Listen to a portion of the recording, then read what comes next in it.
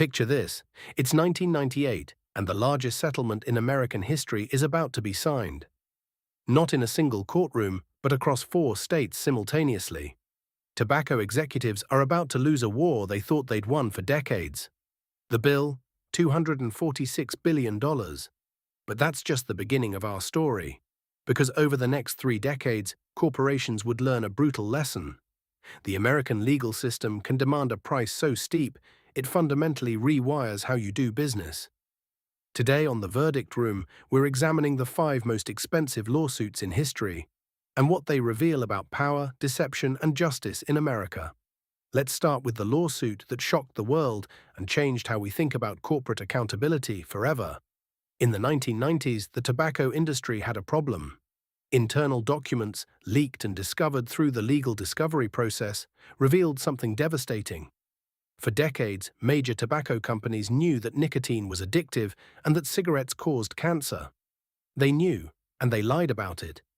They buried the research. They funded studies designed to muddy the waters. Philip Morris, R.J. Reynolds, Lorillard, and others had constructed an elaborate facade of doubt. Then came the litigation. Thousands of individual lawsuits filed by smokers and their families. State attorneys general demanding accountability. Mississippi Attorney General Mike Moore led the charge, along with Walter Matthau's real-life counterpart, Dickie Scruggs, one of the most famous plaintiff attorneys in history. The evidence was overwhelming. Internal memos, deposition testimonies. A scientist named Jeffrey Wigand, a former tobacco executive turned whistleblower, testified that the industry had deliberately manipulated the addictiveness of cigarettes. The tobacco companies faced a choice: risk catastrophic verdicts in individual trials across the nation or negotiate. In 1998, they chose negotiation. The Master Settlement Agreement was born, $246 billion to be paid over 25 years. This wasn't a single court verdict, it was a settlement that reshaped an entire industry. Tobacco companies had to fund anti-smoking campaigns, they had to place warning labels on packages. They had to restrict advertising. The verdict wasn't just financial, it was behavioral. America had forced an industry to transform itself. But the tobacco settlement pales in comparison to what we saw 2 decades later. Fast forward to 2015, Volkswagen, the German automaker, symbol of engineering excellence, gets caught in one of the most audacious acts of corporate deception in modern history.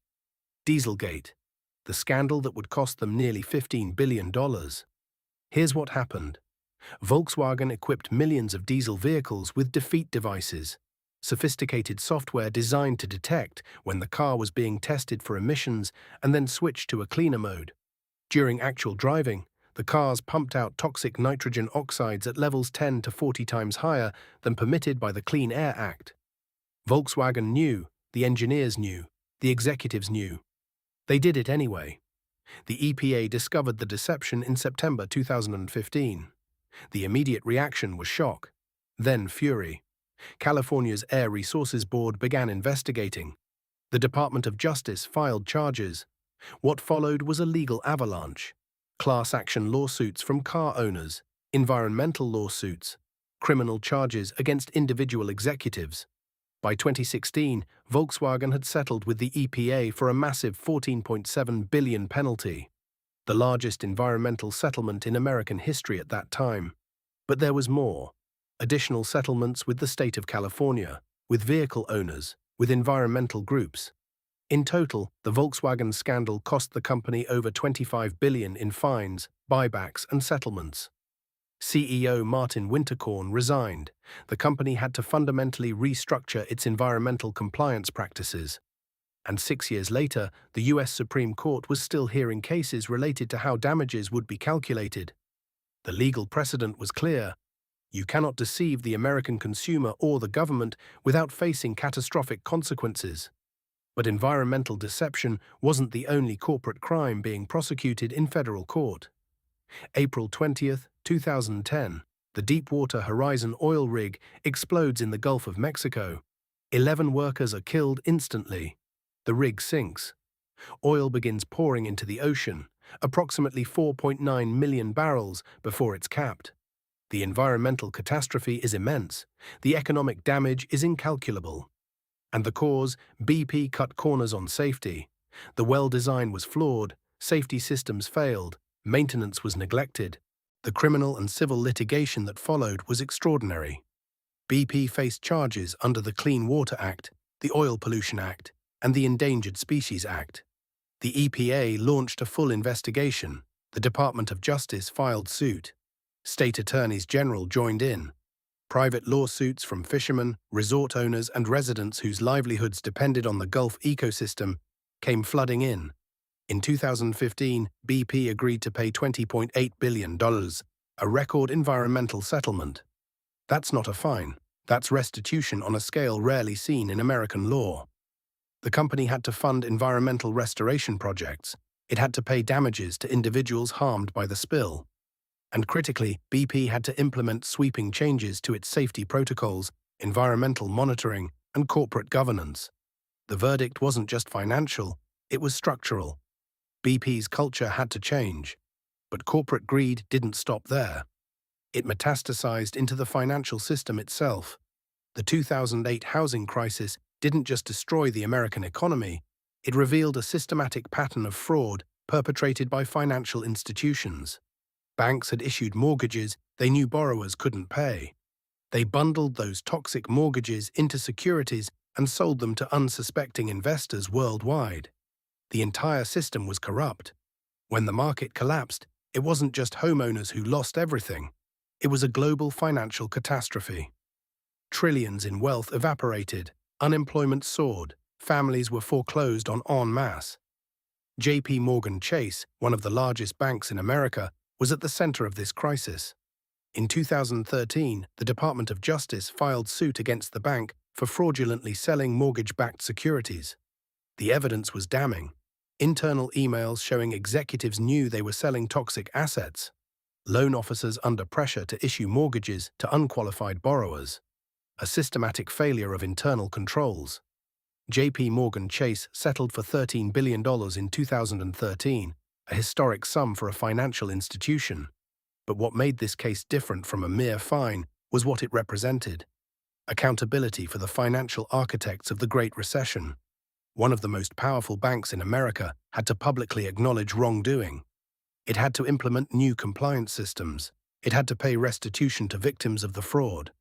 Yet even this settlement would pale in comparison to what we're seeing unfold right now in 2026. The opioid crisis. Over 645,000 Americans have died from opioid overdoses since 1999. That's more deaths than from HIV, traffic accidents, and suicides combined. And it was caused, systematically, deliberately, and knowingly, by pharmaceutical companies.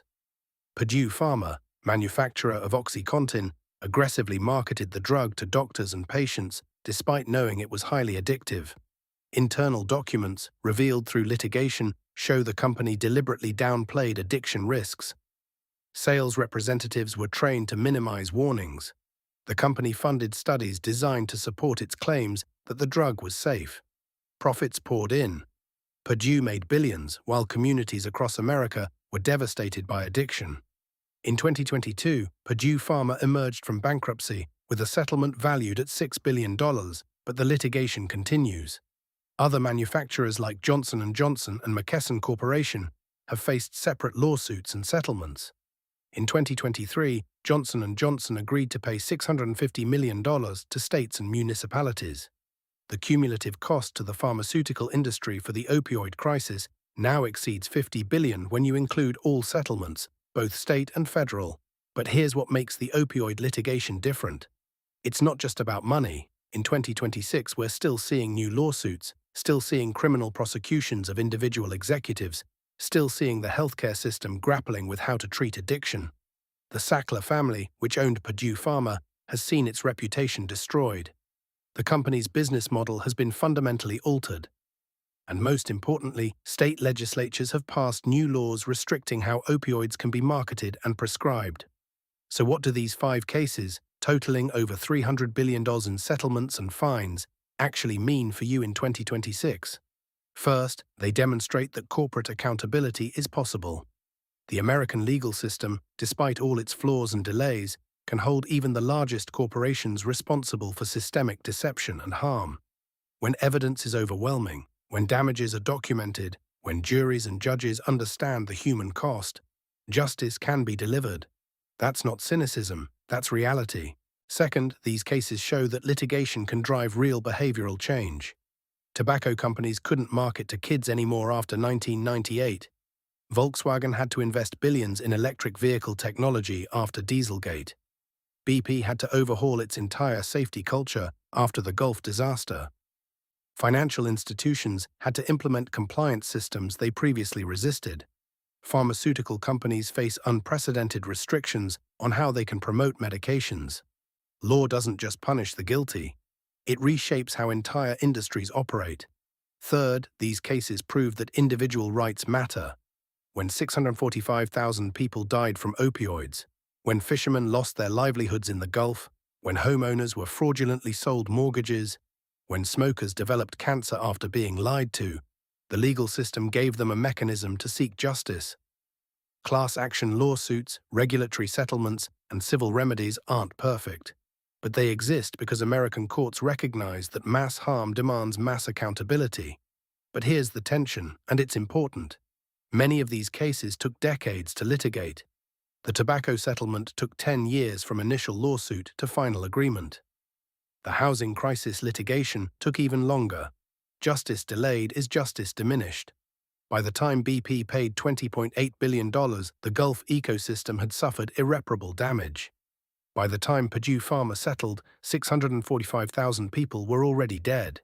In 2026, as we watch new litigation unfold, from AI technology companies facing lawsuits over algorithmic bias, to social media platforms being sued for harm to teenagers, to tech companies being investigated for antitrust violations, we have to ask, are we learning from these cases?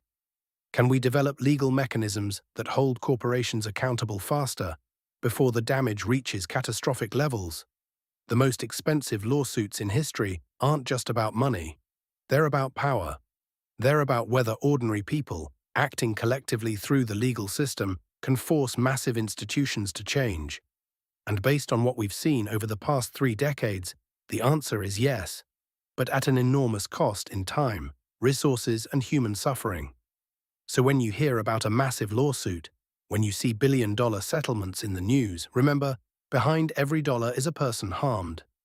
Behind every verdict is a principle being fought for, and behind every change in corporate behavior is a legal battle that somebody won so that you might be protected tomorrow.